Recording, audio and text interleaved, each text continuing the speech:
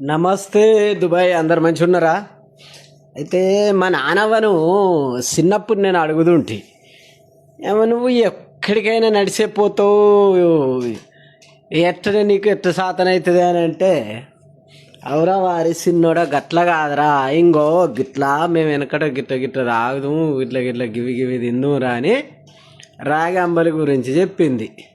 రాగి అంబలి గురించి చెప్తే అప్పుడు చెప్పిన ముచ్చట ఇప్పుడు ఆదికి వచ్చి, అరే నేనెందుకు చేసుకోవద్దు మరే, ఈడ ఏసీలలో ఉండి ఉండి అంత పానం అంతా మెత్తబడుతుందని చెప్పి ట్రై చేసినాం మొన్న.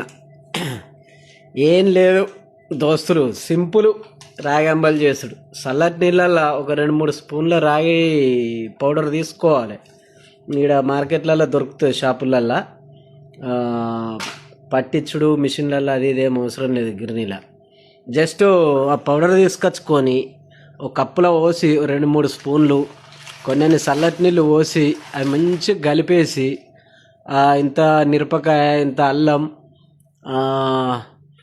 వేసుకొని నీళ్ళు మరిగి చుప్పేసి మంచిగా ఇంత దించుకోవాలి. ఒక 5 నిమిషాలు లైట్గా మంట పెట్టిర్రనుకో, సూపర్ ఫ్లేమ్లో మంచిగా అవుతుంది, రాగంబలి అవుతుంది. తర్వాత కొత్తిమీర వేసుకోవచ్చు. ఉల్లిగడ్డ లేదు నా దగ్గర, ఉంటే చూపెడదు.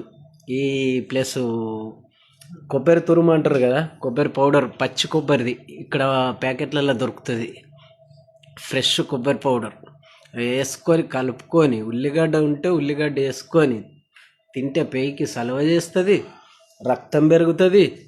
రాగంబలి ద్వారా చాలా లాభాలు ఉంటాయి. మీరు సెర్చ్ చేసుకోవచ్చు, గూగుల్ చేస్తే దాని గురించి చాలా విషయాలు తెలుస్తాయి.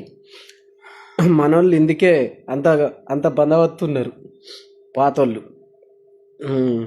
ఇంతే సింపుల్, ఏముంది. Like and share, subscribe. Bye.